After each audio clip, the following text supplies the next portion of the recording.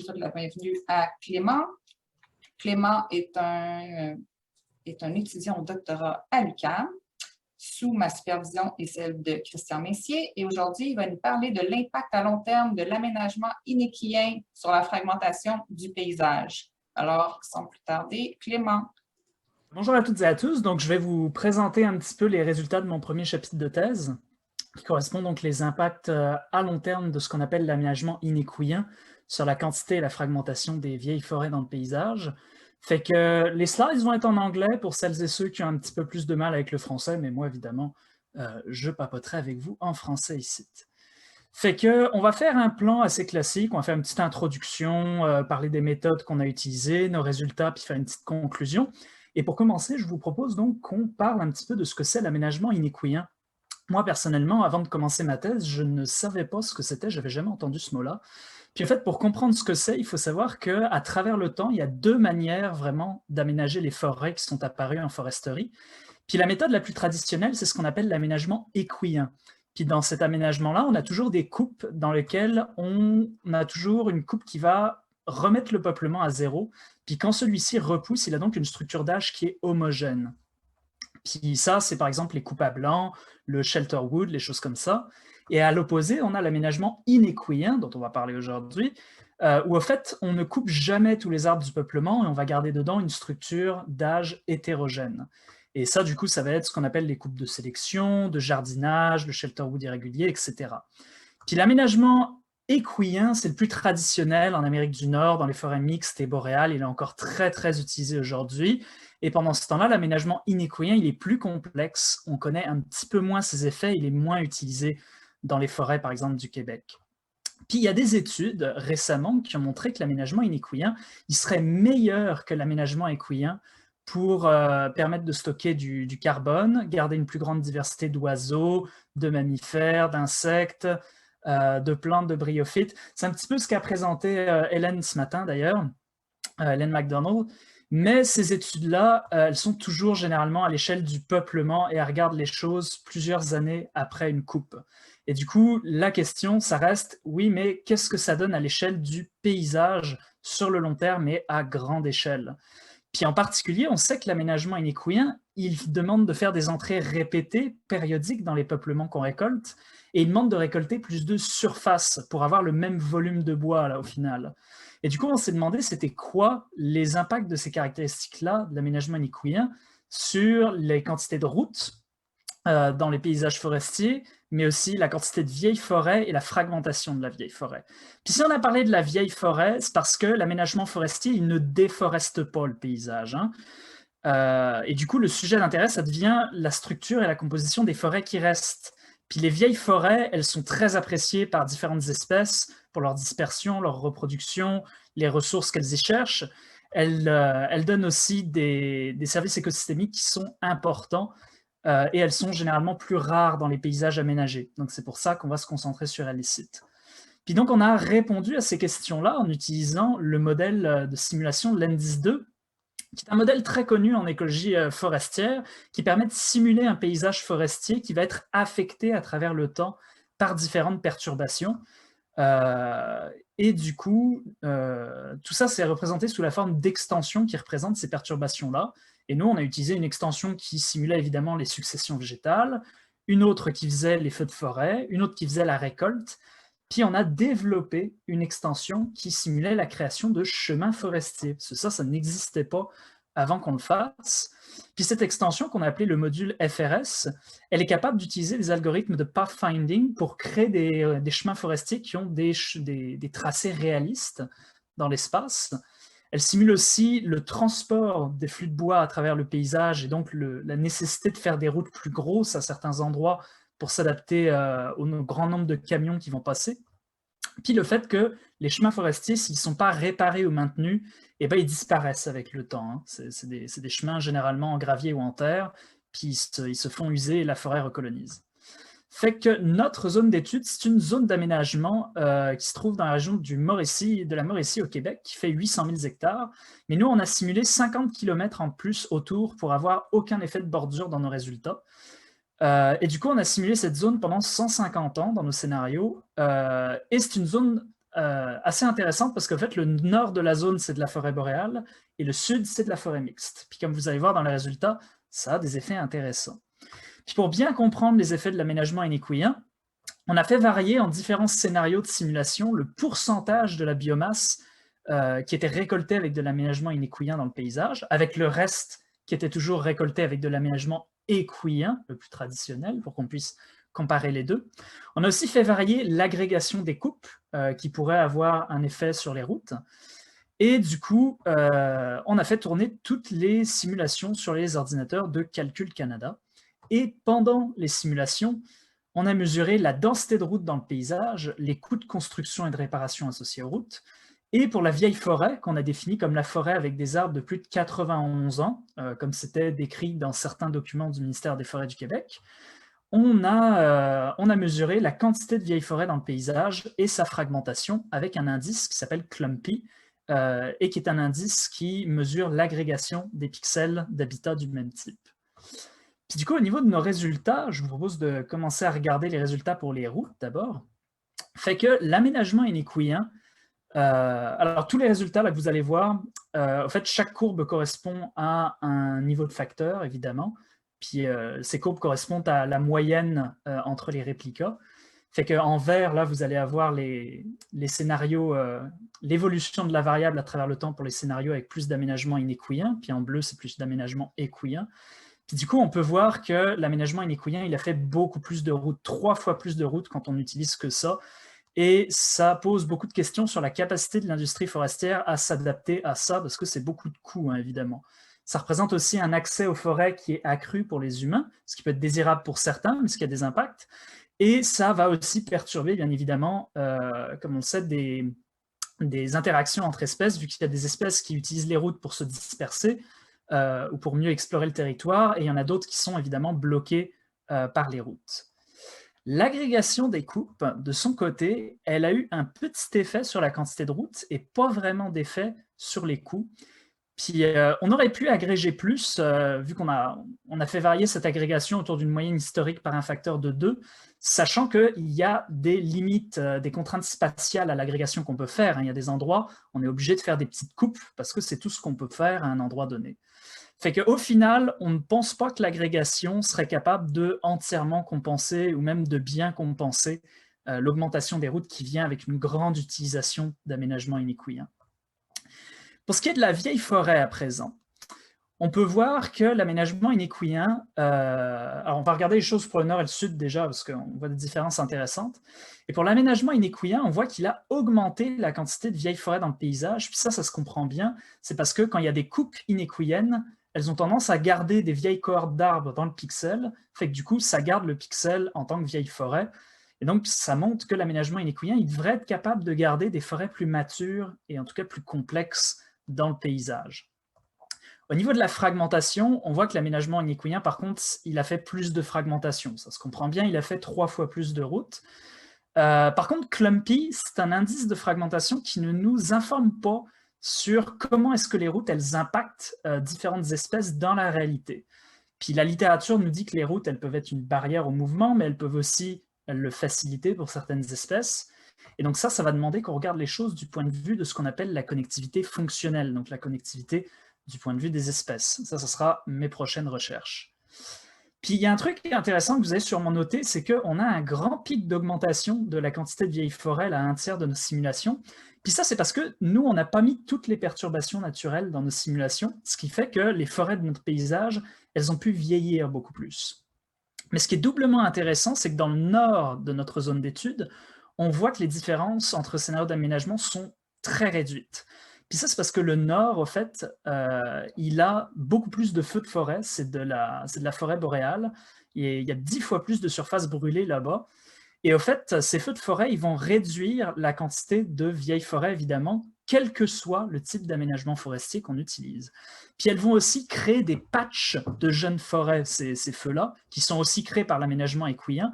Puis là encore, ça va donc fragmenter le paysage, en plus des routes, quel que soit le type d'aménagement qu'on utilise.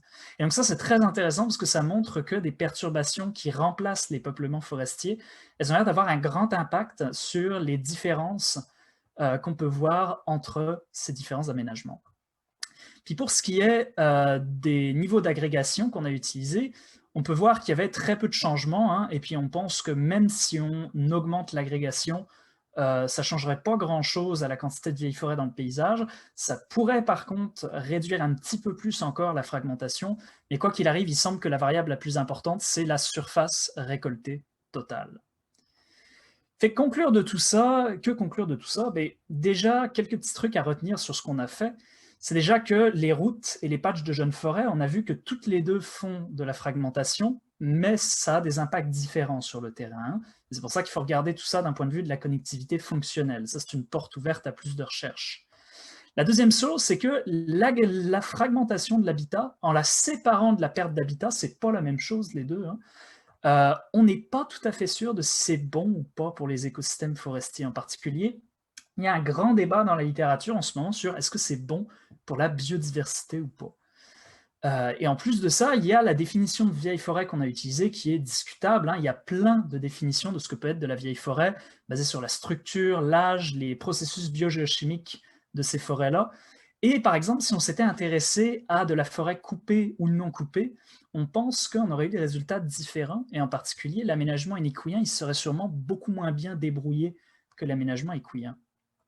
Fait que du coup, ce que je vous propose de retenir de tout ça, c'est que le choix entre aménagement équien ou inéquien, ça représente un compromis, au fait, entre la quantité de routes qu'on va avoir dans le paysage, puis le fait qu'on va avoir des forêts plus matures et plus complexes dans le paysage. Il y a l'air aussi donc que les perturbations qui remplacent les peuplements, elles ont vraiment un gros effet sur les différences qu'on observe entre les deux méthodes. Donc ça va influencer évidemment où est-ce qu'on les utilise, ces méthodes-là. Puis il semble bien que l'agrégation, hein, elle ne va pas pouvoir compenser des grandes augmentations d'utilisation d'aménagement inéquien. Peut-être des petites augmentations, mais très certainement pas des grandes, ça c'est certain.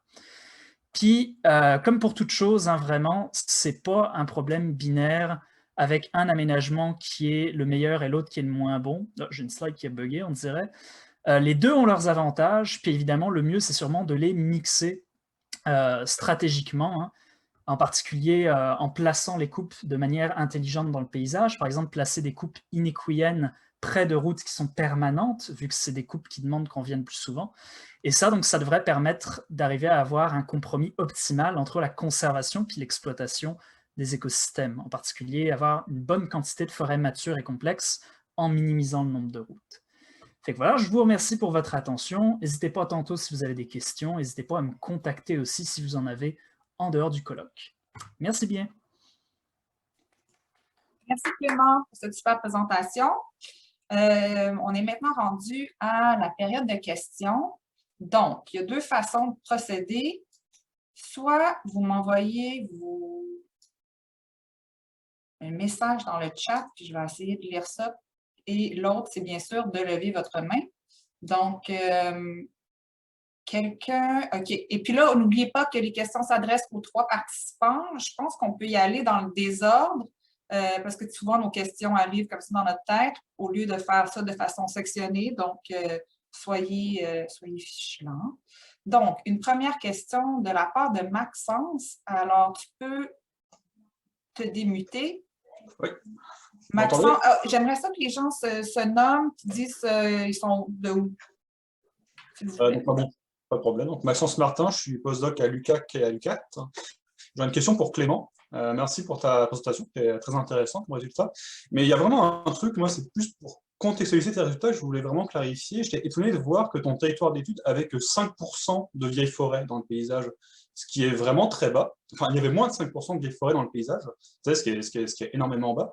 Donc la question, c'est est-ce que l'étude a été faite dans un territoire qui était déjà dégradé, entre guillemets, par les activités humaines, c'est-à-dire est-ce que c'est un territoire où on a déjà fait des coupes il y a 100 ans et on a déjà fait disparaître toutes les vieilles forêts qu'il y avait, il en restait vraiment qu'un petit peu. Ouais, clairement, cette unité d'aménagement-là, c'est une unité d'aménagement qui est très exploitée. Si elle a été choisie, c'est aussi parce que dans le sud de cette zone-là, c'est l'un des rares endroits au Québec où il y a des coupes inéquiennes. En particulier, il y a les fameuses expériences triades de Christian Messier. Là. Je ne sais pas si tu as déjà entendu parler. Et c'est ça. Mais du coup, ouais, c'est certain que c'est un paysage qui est très, très affecté à la base. On l'a aussi choisi parce qu'on était intéressé de voir si qu'est-ce qui se passait en fait, dans un paysage forestier où il y avait déjà beaucoup de chemins forestiers à la base, puis comment ça se passait dans les simulations si on enlevait ces chemins forestiers initiaux ou si on les mettait, en fait. Mais ouais, clairement, c'était un paysage qui était déjà très, très affecté. Et ce serait intéressant de faire ça sur un paysage vierge. Ouais, justement, parce que la question, si je peux dire, ça amène une sous-question, c'est est-ce que vous avez constaté que des forêts sous coupe partielle, au bout de 90 ans, redevenaient on va dire, est-ce qu'elles redevenaient des vieilles forêts, des forêts de 90 ans, vous les classifiez à part dans votre modèle pour dire, ce ne sont plus des vieilles forêts, ce sont des forêts qu'on a coupées depuis 100 ans de manière irrégulière.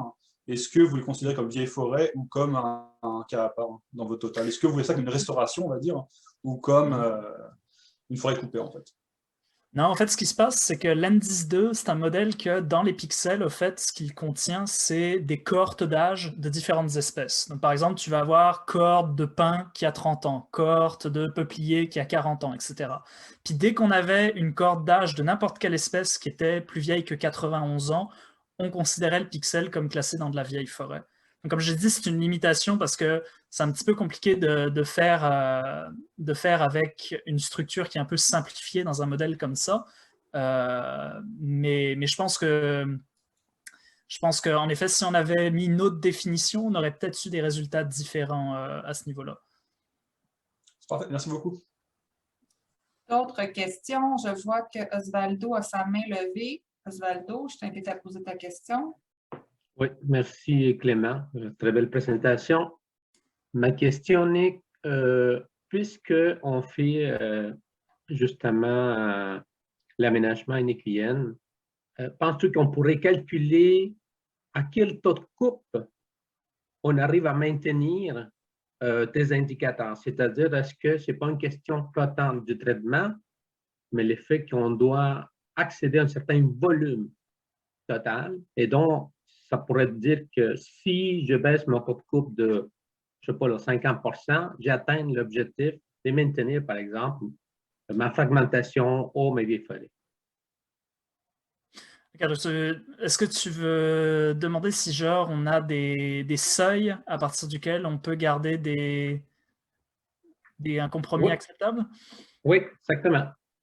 OK. Mais on pourrait calculer. Oui, mais c'est vrai que ça devrait être possible de le calculer. Nous, on a surtout regardé aux variations temporelles à travers la simulation. Mais c'est vrai qu'en faisant plus de variations dans les scénarios, puis en regardant par exemple des moyennes sur tout le temps des scénarios, je pense qu'on devrait être capable en effet de faire une analyse un peu plus poussée sur là où on aurait des seuils intéressants auxquels pour dire genre ouais, tu as 20% de biomasse récoltée dans ce paysage-là, tac, ça devient acceptable. Mais il y a aussi une limitation que l'indice 2, c'est peut-être pas non plus le modèle le plus précis pour ce qui est de faire la relation entre surface récoltée et biomasse récoltée. D'ailleurs, nous, on a dû faire une méthodologie un petit peu compliquée qui marchait plutôt bien, là. Mais quand on la compare à d'autres modèles, là, ça me paraît un petit peu moins précis sur comment justement estimer la surface qui va être récoltée avec une biomasse donnée ou vice-versa. Fait que là, il y aurait des imprécisions qui seraient ce serait peut-être plus intéressant de passer à un autre modèle que l'N10 pour ça. Merci. Merci Osvaldo. Je vois qu'il y a d'autres questions, mais là, j'aimerais vraiment, par équité pour tous les conférenciers, s'il y avait une prochaine question qui s'adressait à David ou à Yves Dady. Mélanie, est-ce que c'est ton cas? Oui. Oui, bon, merci. Oui, ma question est pour David. Est-ce que tu peux revenir sur tes deux espèces, une qui est comme vedette, favorisée, l'autre qui est comme négligée? J'aimerais ça que tu reviennes là-dessus parce que je trouve que c'est des messages porteurs. Yes, je vais te repartager l'écran. Ici. Donc,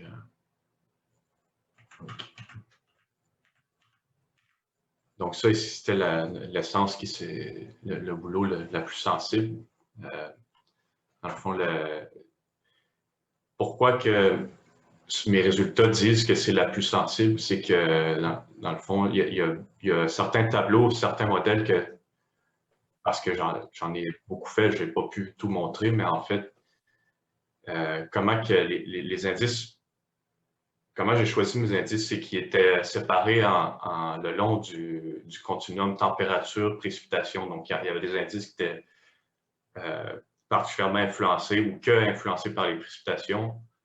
Il y avait une zone mitoyenne entre les précipitations et la température, puis d'autres qui influencés par la température. Puis le boulot, lui, s'est avéré sensible tout le long de ce continuum-là. Il y avait des relations significatives entre les taux de mortalité puis le climat, dans le fond. Puis l'autre chose qui est importante puis qui n'avait pas été observée chez aucune autre essence, c'est qu'il y a vraiment une tendance nette entre l'échelle de standardisation des indices, qui est comme l'agrégation des données mensuelles sous forme de moyenne.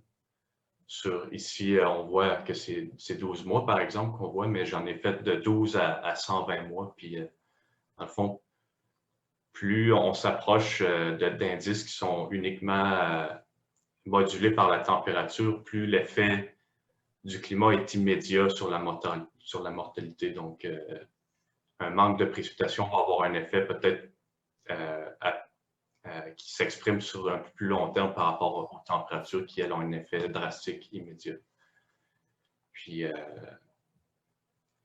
pour qu'est-ce qui est de la moins sensible, dans le fond, il n'y a aucun indice, en tout cas par rapport au seuil alpha qu'on a déterminé, il n'y a aucun indice qui était sous la barre des 0.05. Donc, il y a la mortalité dans la paissière ouest a augmenté un petit peu graduellement, mais sans que ce soit nécessairement relié, en tout cas selon nos résultats, à un indice, une facette du climat en particulier.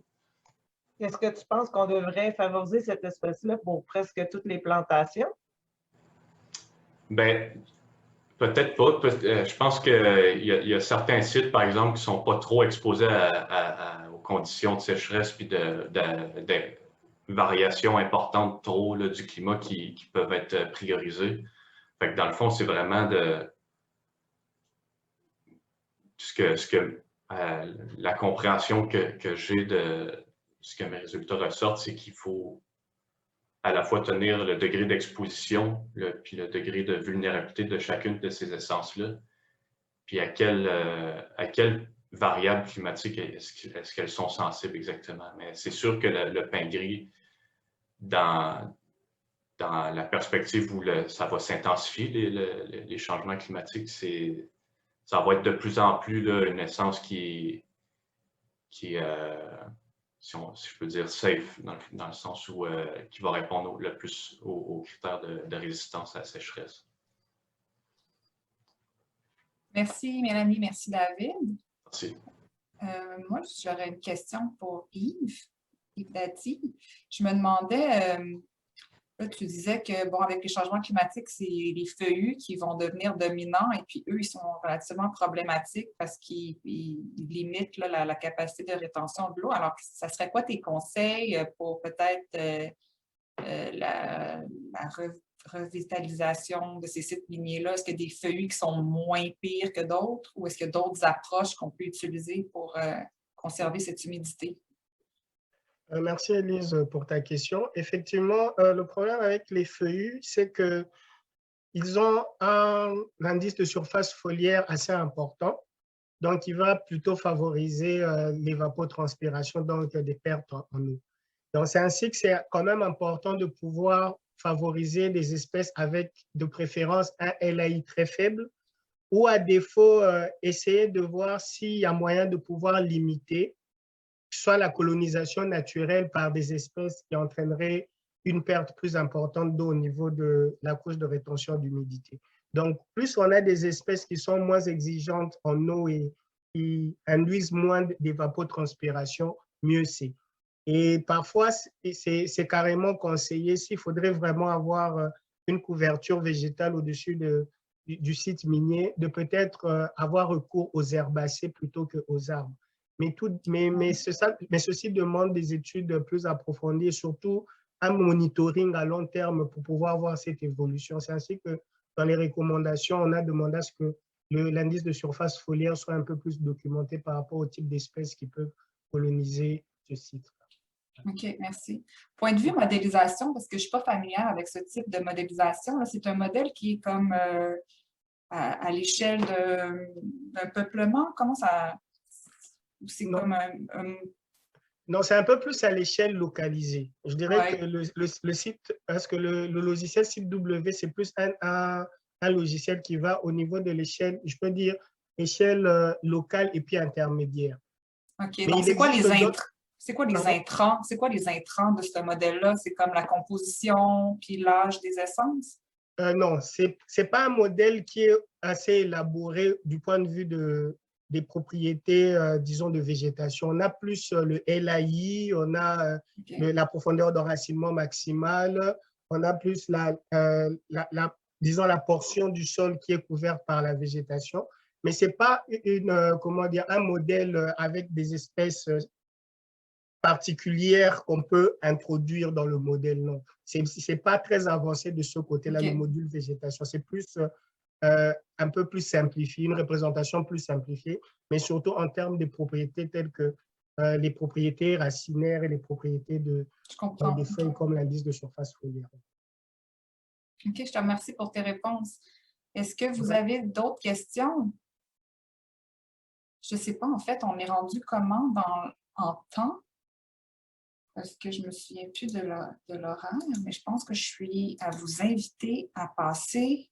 On a une pause. Ah! Oui, donc, vous avez une pause maintenant de 15 minutes et après, vous devez aller dans le deuxième bloc de conférence et donc vous redirigez dans la salle qui vous intéresse. Je remercie encore nos conférenciers, c'est-à-dire Itadi, David et Clément pour cette super séance en modélisation.